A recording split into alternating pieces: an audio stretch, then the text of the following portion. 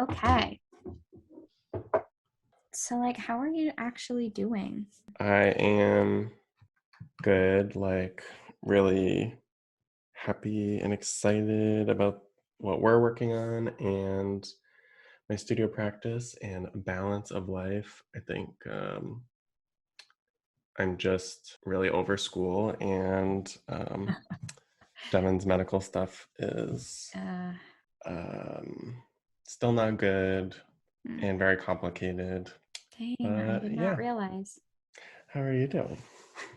I am getting there. I had a few weeks where I was really off, and it's like daylight savings comes right in time, right where I'm about to just not be okay for good. Daylight savings comes and saves the day. It's like this every winter. And as soon as daylight savings comes, I'm able to get up earlier. I have a more hopeful outlook on the day. And so, as of late, maybe 2 weeks, I've been feeling pretty uplifted and excited on what we're doing. And actually, having something to focus on has made me a better human. Yeah, I've never really felt this before, but it just feels really such a positive thing, a light, so motivating. There are days where I'm kind of tired, maybe like not feeling great, maybe I just want to do something else. And I think about what we're doing, and I think about you primarily. And this is where, what I said before about the pressure, Mhm. I just don't think I could do this on my own, because I would make every excuse in the book to just put it off or be like, I'm not quite ready, or I don't know, like the YouTube video wouldn't upload. I don't know, I'll figure it out like next week or something. But this routine and ritual and schedule that we have is really holding me accountable in the best way I've really ever felt. Like, more than a 9 to 5 job, more than, it just feels really important for me individually, for us. I am genuinely loving it. It's one of the best things I've Mm, ever done, and we're just getting started. So me too. None of it has felt in the process has felt like, oh shit, I have to do this, or oh no, like, oh, I can't believe I have to like do this tonight, or oh, it's all been very intentionally a part of my day, and has never felt like an obligation, which is a huge deal. Like, yeah. and it's like, instead of thinking about it in that way, exactly like you said, a 9 to 5 job or clocking in and clocking out, it's really a way that we get to discover more about who we are, which is like our thing. And as much as there's painful moments of looking back into video streams and looking at your patterns and the things that you say over and over again, or the things that you don't say, or my way of trailing off into conversation without context, all of those things could be like really hard to take. But and it was, I'm not going to lie, like the first editing process was like, wow, okay, here I am. But you've made me feel so much better just by letting me know that was what your experience was when you first started recording sessions in your previous job. But overall, feeling really positive about it. And it feels really good to have something to care about. And not like I don't care about the other things. I just feel like, because of the year that we've had, the like, how do I say this? The motivation, or like just the spark of joy for things, have been so lackluster, if that's the right word. Yeah. Lacking. Yeah. I mean, I know, we talked about like being vulnerable quite a bit, and I guess this is more like self-doubt, but one thing I've Oof. experienced with this whole process, and I'm really looking forward to it going away, is um, Going away. almost feeling like I'm like burdening you still, because I really, I've been thinking about this for a long time, and I never really brought it up, or like just always assumed that you were too busy, or just like, why would you bother kind of thing. And I, before I even brought it up, like as a thing we could do, I remember thinking that, why would Morgan ever be interested in that kind of thing? And even now I feel it to some degree, like, oh my gosh, like I just want everything to go well and be great so that Morgan will feel like it's worth it and like worth her time and stuff like. Okay, well, if I can interject, how much of that is you and how much of that is me? Because what if I'm making you feel that way? I don't know how you would. I mean, other than like, how do you think you would do that? How would you Um, accomplish that? by telling you to stop being amazing and stop uploading so many things before me. And you're just kind of at a speed that is faster than me in terms of getting things done. And I get like, oh no, oh no, oh no. And instead of just being like, oh my gosh, Kevin, you're so amazing at doing that, I'm like, stop it. You're making me feel bad. And so I don't know if that is like sinking into your psyche in such a way where you're like, oh, I'm burdening her. Or like, I just have a big fear that like a lot of people end up feeling this way about me, that I'm like too busy, or I won't have time for this, or I won't and that is the only reason I interject, because I don't think that it's 100% you. I think I give off that energy sometimes. That never It's crossed my mind. Like pretty much I just assumed self-awareness. it was just Yeah. me and my self-doubt. Like I even Mm, wondered, like, have I thought of this way about, other endeavors I've had with artists or friends or whatever? Like I am not really sure ultimately. Like I do know for a fact that I view you as someone that's really busy, and someone who's busy with important things, not just like, whatever, like mm, that you are doing what you love, what you care about, what's important to you for yourself, for your financial well-being, mental well-being. And, mm. obviously as a friend, I don't want to take away from that, distract you in any way. And anything that I like do, I want to have like a positive effect on your life. So, Aw. Well, I wouldn't be doing this if I didn't want to. If you just listened to all the things that you said about me and what I put my energy into, mhm. this is definitely one of those things that are, it might take me a few weeks to get it implemented in my schedule and to make it feel like this is real, especially when we open it up to subscribers or the Yeah. public. And I think that once it gets rolling, it takes me a few minutes to just recognize the reality of it. I am so excited for it. And this is like definitely a project that I'm so committed to. And never have I ever felt burdened by you. That is just crazy that you would think Hmm. that. And I also, and I'm not saying it's crazy. I'm saying like that's probably me. And you're saying no, it's not you. I I don't just know. feel Like, that I don't way. know. Who knows? I don't fully understand it. I know I felt it like a lot Oh, before, during, and after, like just like a pressure to go above and beyond. oh man. And I don't know. Like Oh I no.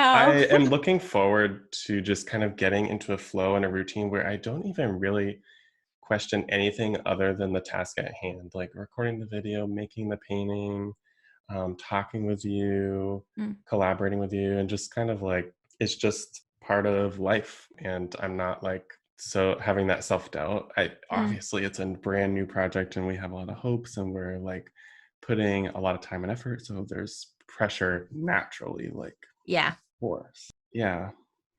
but we are going to do a great job. And we trust each other, which is a big deal. It's not like I would be able to do this with a lot of other people. Um, there are certainly like minded friends that I have, but not anyone who is as committed to the same like subjects like vulnerability, and being able to even have this conversation of this is how I have felt from you, not even from me, but through the process of creating this. what things are coming up in the process of that and how we are managing the emotions through this first phase of the project. And when you think about collaboration, I'm just trying to think of like who I've collaborated with in the past, and I've for sure felt very similarly. Like, am I doing enough? Am I making sure that my portion is guaranteed the same amount that that other person is doing? What do I bring to the table? Why do they want to collaborate with me? So I totally hear what you're saying about that. I just never knew that one could feel that way from me. In terms of like, my feet are all in, I've not once had any doubt about moving anything closer to, I've never felt anything but pure, yeah, what I'm saying. Yeah, I don't know, like if Finish I my don't I sentence. don't even know if it's anything to do with you. It's Yeah. also like it could be, it might not. Like I am constantly reminded that like a lot of projects just don't work, for whatever reason. Like a Yeah. lot of things, Yeah. people get busy, maybe you have Hmm. kids, maybe you like move, whatever, like Right. things happen, and it's hard to continue anything these days. Like, Yeah, it how is. many people are like, I want to like work out more in the new year, like I want to start gardening, I want to do like, Yes. to actually like Right. have the desire is one thing, but to implement it is another. Totally. And And I'm personally proud of ourselves for even getting this far. I think that we share very similar styles of, I guess, maybe just working patterns and motivation in general. Like you said, if you were doing this on your own, you'd be like, oh, well, I will just try to figure that out next week instead of taking action at the hand, at this exact moment and saying, I got to figure this out right now so that the next time I talk to Morgan, we know XYZ. And that's in part, I think, when we first started this conversation and like, hey, let's like do something about this. It even took a couple of conversations to like marinate over the idea if for it to become real anyways. And mhm, we've just been on the same page ever since. Like, and yeah, I'm just proud that we have put something into action. This is something that throughout quarantine and throughout this whole year, we have big ideas. I have big ideas when it comes to my painting or my just art in general. And to actually take action on it is extremely hard for me. And I think it is for a lot of people. I had one conversation with somebody um, at a coffee shop before this all happened. And I ran into them, and they are a creative, really, really successful business owner. And she was talking to me about a project she wanted to start kind of separately, not even has anything to do with her business. She sells vintage online and is really well known in the community. And she like had this completely separate project. She's like, you know what? We just need to do the ideas. We need to do this, and we can't stop ourselves. And ever since that conversation, she like remains right here in my mind about like, just do the damn project, just start it.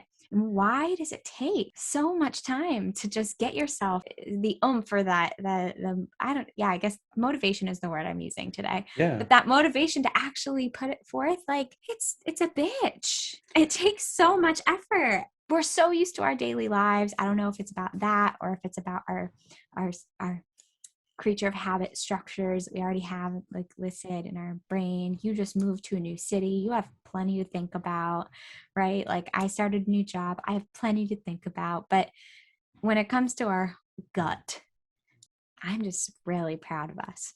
That's all I'm going to say. Yeah, yeah, me too. Like that's what's so exciting is because we, I think, both recognize that this kind of thing, getting to this point is hard. Not many people make it this far, and we're kind of looking around and like looking at each other like, oh my God, like we're actually, Are whoa, we like doing this? we're doing this. It's like when I Um, first got this microphone, I said, yeah, we're doing this. yeah, yeah. I And it spent like, money on this. yeah, yeah, we've spent money, time, energy, like Yeah. it's really cool. I'm really I really am proud of us for that. I think, Mm, to your point about like motivation and just reiterating, like I'm confronted with this a lot.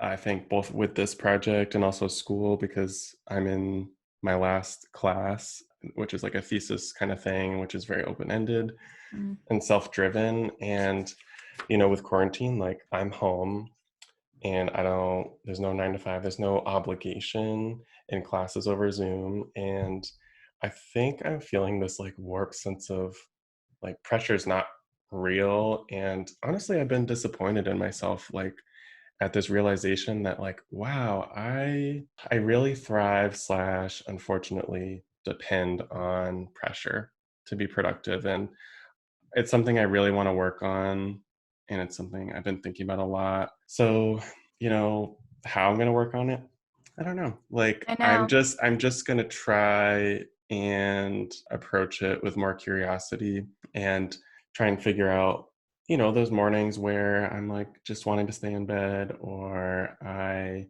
am not really wanting to vlog, or I'm not, whatever Hmm. the thing is, like to question why, and also to push myself to do it anyway. Amazing things have been happening when I've done Hmm. that. Like I've told you, mornings where I felt really anxious, like kind of sick to my stomach.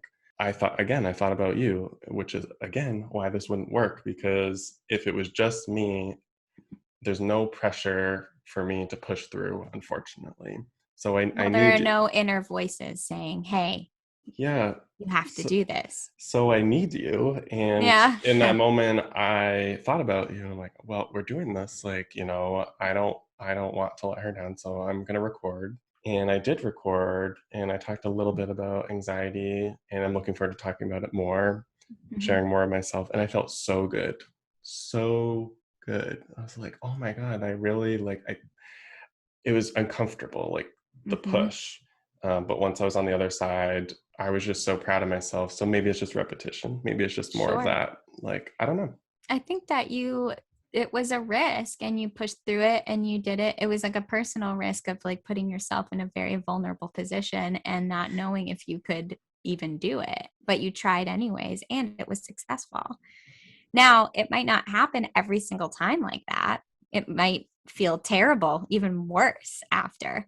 But this time it was successful. And I think when we push through those moments, we are so incredibly like grateful and it sticks with us. Those moments really stick. And that's so cool that like that happened. And I had so much to respond to. You just said so many good things. But one in particular thing that you had mentioned is this working with pressure versus not working with any pressure. And it was almost like relieving in the first couple weeks when we had to be locked in because there was zero, zero, zero pressure. I was producing. I felt really good, actually. I felt like everyone was on the same freak out level as me. Finally, I'm like, ooh, welcome to the uncomfortable club. It's like everyone's falling apart. And I'm like, yeah, this is how it is. This is what falling apart feels like. And it's terrible.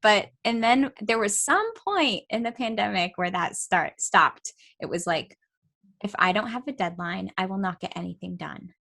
And I think there is something about an artist and a deadline and what school has taught, like, college and um, even before college or any sort of program or any residency, a deadline is what drives us.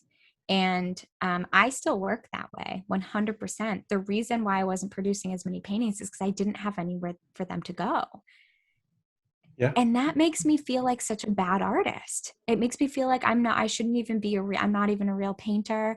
It makes me feel self-doubt because I'm like, do I absolutely need this? Or is it just like built into me because of school or because of these structures that we have around the art world? And it's really confusing because now that I have this and I don't feel any pressure in a bad way, I feel pressure in a accountable way, right? Hmm. Like, of course, I don't want to let you down, but I also know, and I hope you also know that, like, even if you didn't record that day, it's not like if you were like, hey, I actually didn't do a video this week, I'd be like, that's fine because probably I didn't either. We're being real. But I think like there's a lot of compassion between us that we already know, but it's also a way for us to push the boundaries of where our um, frequent brain patterns are used to, like a deadline or priorities or obligations, or where we become motivated. And you're pushing through that. I'm pushing through that. Like, I'm so proud of finishing that first video edit. Like, it took me so long and I had to hear myself talk for so long and it was so hard. But I did it and I was so happy. And I'm like, Yeah. wow, Tuesdays are becoming the days where I work fully on this. And that feels so good to me. I'm like, wow, I have a full day dedicated to a project that I'm putting myself into. And not even just on Tuesdays, but now it's just become that. Like I get up and I work on the videos, or I work on my blogs, or and then, throughout the week, I'm taking videos in my studio, and Yeah. it just feels good. And overall, really thankful for it, because we're experiencing this other piece of ourself that maybe got hidden somewhere along the way, or we understand the way that we do work and we're ready for a change Yes. almost. Yeah. Absolutely. Like, I feel like the overall theme of this episode is going to be like Hmm.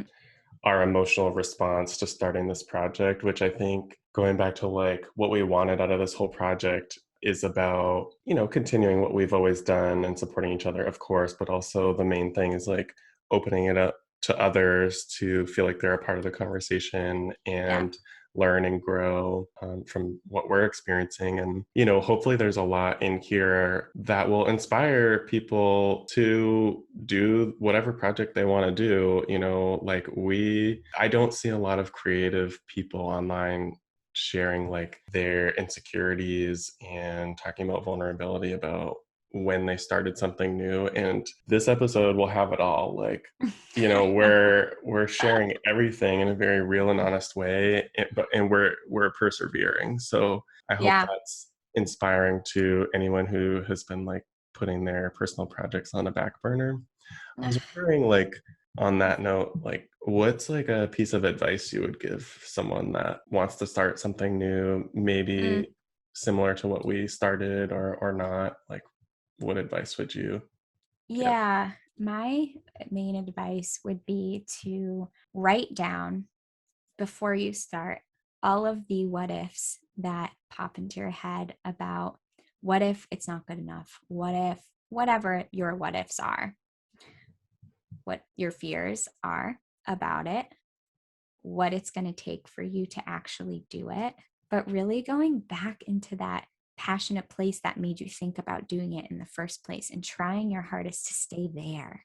Because I could rack my brain all day about the what ifs before even stepping into the role of an artist, before even stepping into the role of like being your partner in this project. Like, it could really put me out talking about or thinking about the fears over um the actual like productivity part of it. It's like the fear will outweigh everything all the time. The fear always does. So take that fear, take the what ifs, write them all down, get them on paper, and put them aside, or burn them on a full moon, or burn them on a new moon. I don't know. Like, really look at them and be like, what are these worth? And then go back to the project at hand and do it really from a place where just really from your heart. Because that's, I guess, where I'm starting to consider in this. Like, I've said what ifs for a long, long, long time. Hmm.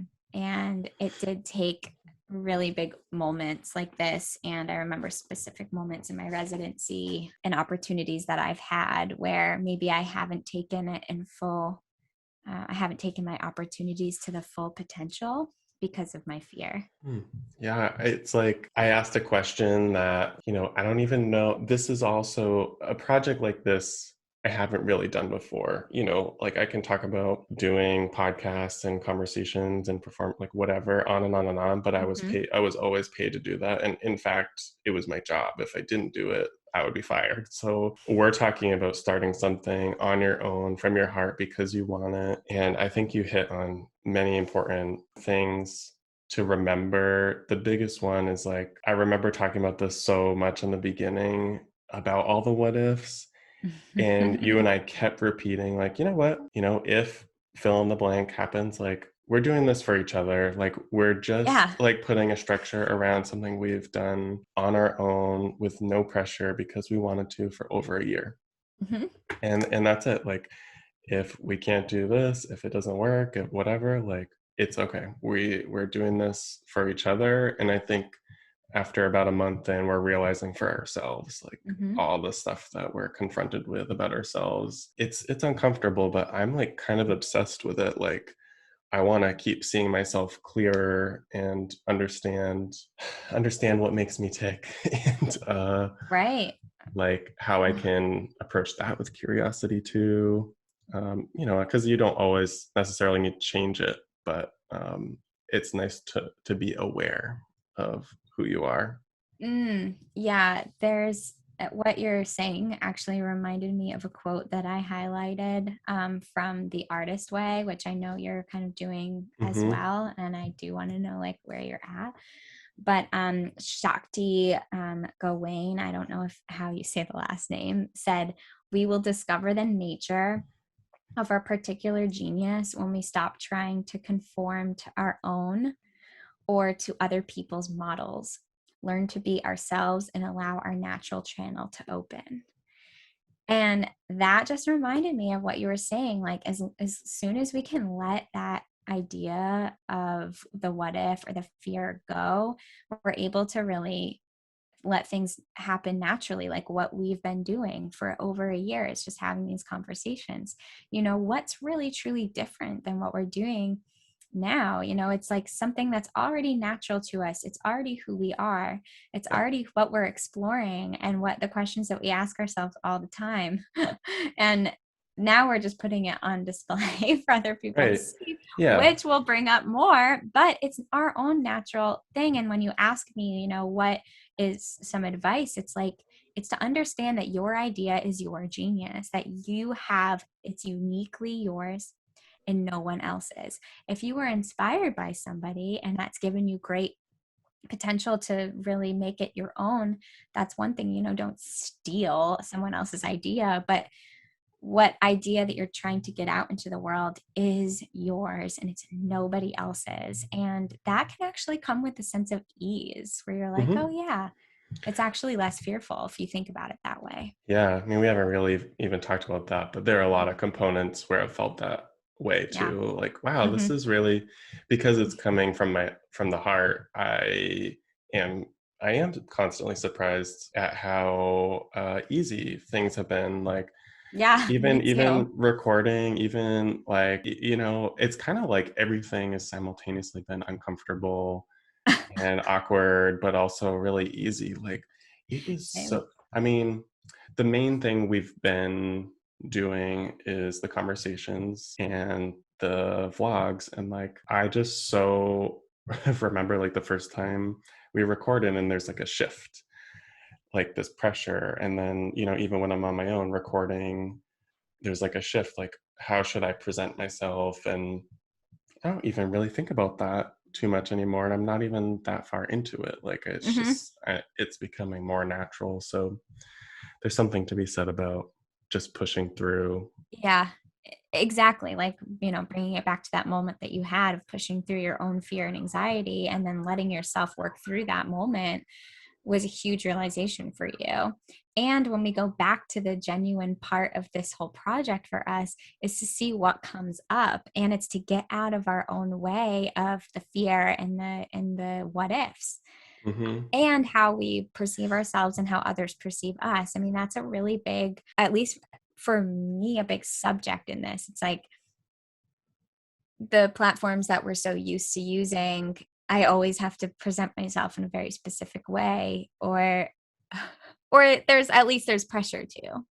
Yeah. And I really want to strip that. I really want to conquer that. And the way that I know how to conquer anything is instead of, pushing it to the side, but it's to face it head on and say, how am I actually going to physically understand that, or undo a specific wiring in my brain? Yeah, I mean, it's really intense. Like we Mm-hmm. we have talked about that multiple times, and if we get anywhere close to accomplishing that, like that's like my life's mission, to like It is. understand myself enough to like just strip away everything that's holding me back. Like, how amazing would that be? Like, that's I my know. purposes. Going back to the what ifs, I did Yeah. just want to add, like, I felt that a lot this particular year. I was thinking about one other situation that was really hard for me to deal with this year, and what helped me was actually considering all the what ifs, and there was one that scared me the most. And I told myself that if that really bad thing happened, it would be okay. And for a while, I didn't believe it, really, like, because that particular situation just felt like the world would be over if it happened. But over time, like, I really believed it. And like, it's okay. Like, that what if that scares me so much, like, it'll be okay if it happens. And then I became fearless, like, because you're Yeah. kind of, and I think if you can apply that to almost anything, especially like a creative endeavor where most of the what ifs are not going to be like life changing. If your podcast doesn't work out, if you like, it's okay. It really Yeah. is. Well, you know what that is called? What? Called radical acceptance. Radical acceptance. That's the Tara term. Brach. Yes, exactly. True refuge, baby. Is that really where you It's got it? yeah, Oh, radical really? acceptance. Yeah. Well, yeah, yeah. She talks about it a lot in the book Yeah. I'm reading right now, but I know she has a book called Radical Acceptance, right? I don't know. Or Like, it sounded really familiar. I follow her really closely, so I just assumed, but okay. Okay, so she really talks about it a lot. But that's I think what you're saying is you're following the what ifs to the very yeah, end. she does have a book, Radical Acceptance. Okay. I knew it came from, like, yeah, Tara Brach, right? Yeah, wow, that was like so fast. Nice work. Um, but there's this, you're following the what if all the way to the end of the thought of the worst possible thing that could happen. And anybody who is talking about things like this, there are so many exercises that say, okay, take that what if. Now talk about like the worst possible thing that could happen. Go all the way down that road. What's the worst thing that could possibly happen out of that, and then like live in that space, live in that really terrible space. And are you okay? Yes, you are okay. Everything's going to be okay. Everything is actually okay. And it's a really good exercise that I also use in many situations where I'm beginning to feel the anxiety or the feeling of overwhelm, and I don't really know what's happening. And then I say to myself, what is going on? How come you are so anxious right now? And it's obviously fear that's kind of guided from shame and other, big subjects like that. But it seems to me that you've had like such a year where you're learning how to take those what ifs into full existence. And that's how you're actually battling the anxiety. Yeah, That's how it, you're able to hit it head on. it's so cliche to say, but it's true. Like, I've learned the most about myself this past year than any other year. Like, it really is true. Like, I just was Mm, approached with so many uncomfortable, like, devastating things, and also amazing things. But I would say mostly it was really uncomfortable. And I yeah. think we can all relate to that. Like, of Mm-hmm. course, that's what Mm-hmm. 2020 was, the year of like discomfort. Now we're here in a slightly, maybe possibly better place. But Possibly. I think people are a little more optimistic now about the future, and it's like, what do we do with everything we experienced this past year and move forward?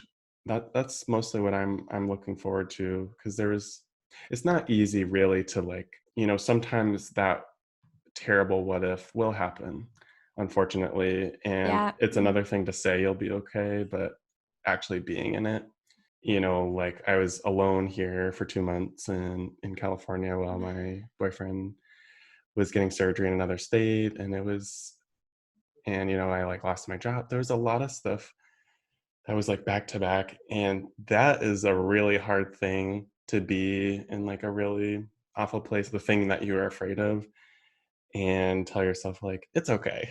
um Uh, because I didn't really like do that well when I was in it. And when I reflect back on it, I'm really grateful actually for that time. So, I like, as we get older, I am realizing as you go through those moments of discomfort and then you come out on the other side and you realize like actually that might have happened for a reason, because X, Y, and Z happened. I want to be able to, like, going forward, I want to be able to be in those moments and have the realization then, and not just after. So that's mm, easier said than done, but yeah. No, but you've had to bounce back from things that have knocked you down.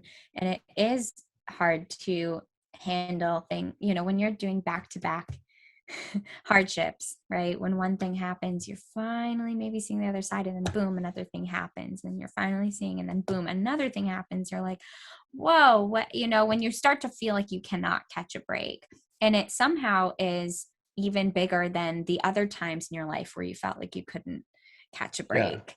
And for some reason, I Hmm. mean, these things are big, were exponentially bigger. But as you get older, they become bigger because your life has so much more to it. It has so much more of subject matter. You've gained so much wisdom. You've gained one more year, or 2 more years, or 3 more years. And when things start to fall apart, it matters so much more than it did when you were 25. And the worst thing that could happen is your car breaks down on the side of the road, and you have to get to work. And also, you don't know how you're going to pay for your car. And then, you realize that someone might have died, or your animal got lost, or, all of those things back in the day would feel so big then. And in context now, the other bigger things that are happening, we have to take on a different role of ourselves, as the context of our life is totally different. But Yeah. we've built a system, in which we both have really exponentially really worked hard on how are we going to face these things, right? Because we want a healthy life. We want healthy relationships. We want a healthy relationship with ourselves. And as much as that's really difficult, we just sometimes need to believe it to be true. And for you to say, hey, it's going to be okay, which you really did do. I mean, everything that kind of started happening in there at the sequence of time that happened to you in these kind of moments in your life, you I just remember saying to you, like, remember to take care of yourself right now. Remember to know that it's okay if you grab a pizza, get some edibles down the street, and just have yourself a night. Have yourself a fucking night. And you were like, oh yeah, I did that last night. And I'm like, so you're good. You don't even need me to tell you this, because you understand that to give yourself that love and compassion during those times of the what if fears are getting so loud in your head. The way Hmm. you can combat that sometimes is really to just veg out and tell yourself that everything's going to be okay, and give yourself some rest. Yeah, I mean, I absolutely, like, I got so much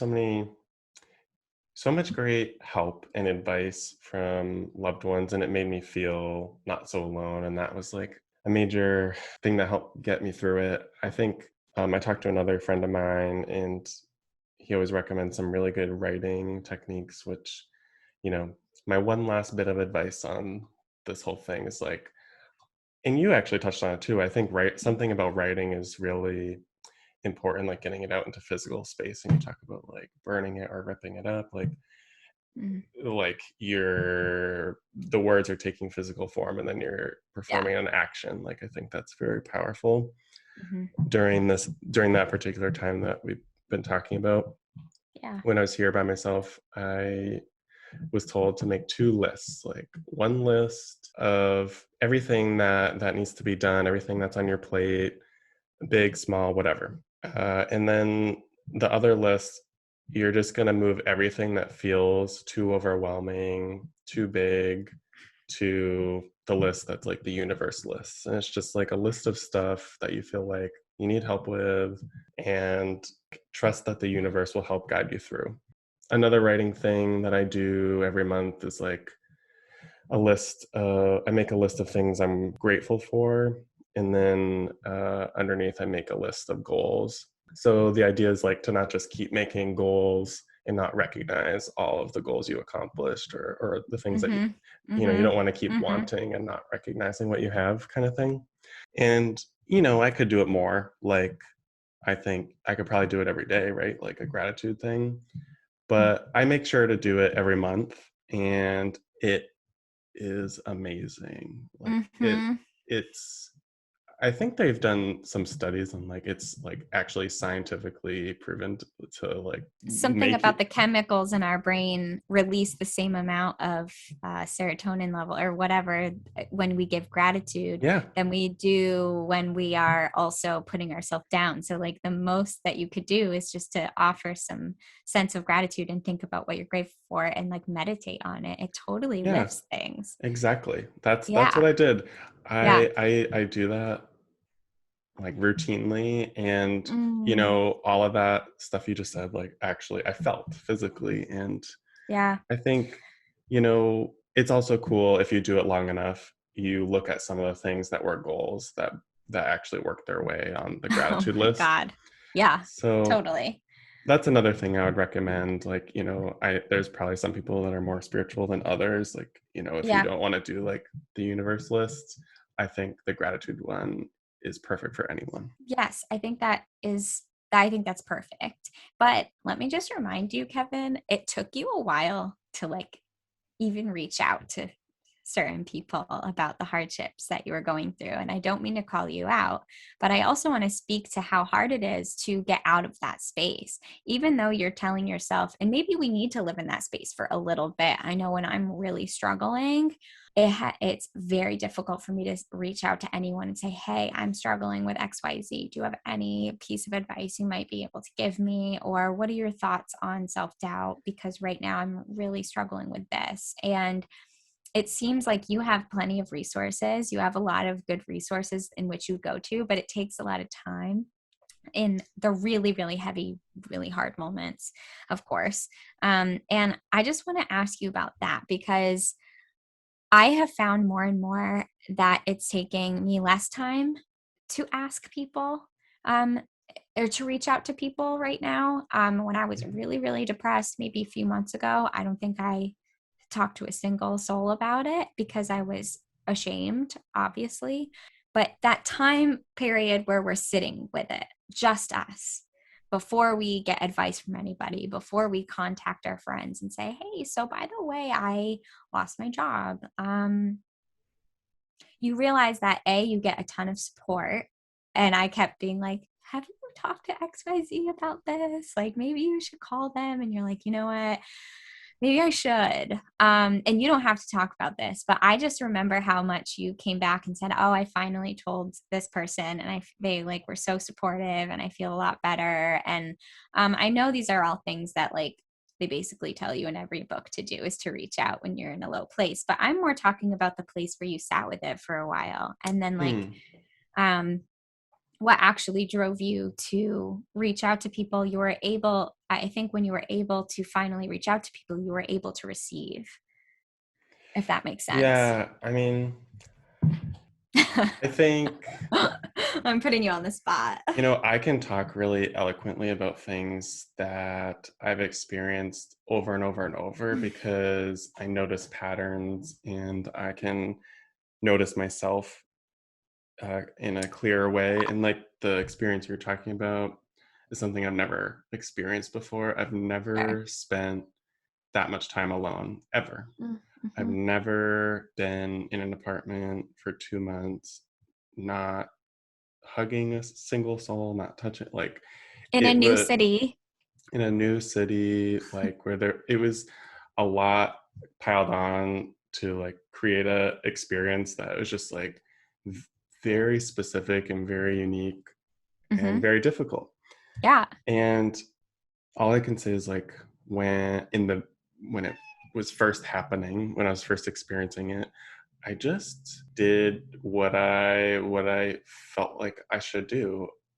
Like, you know what I mean? Like, you kind of have the tools Mhm. around you that you typically grab for like comfort or whatever to get through things. And I did those things. Like, you know, when I dropped my partner off at the airport, it was early. Like, I probably got back home at like 8 a.m. or something. And I just slept the whole day. I slept.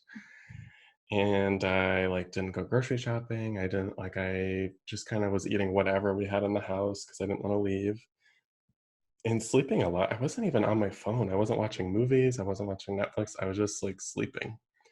There's something comforting about sleep for me for some reason. I You think, can control it. It's like, okay, I'm going to sleep now. yeah, and you know, you don't need to sit with, like, you know, Netflix can distract you, but sleep can distract you even more.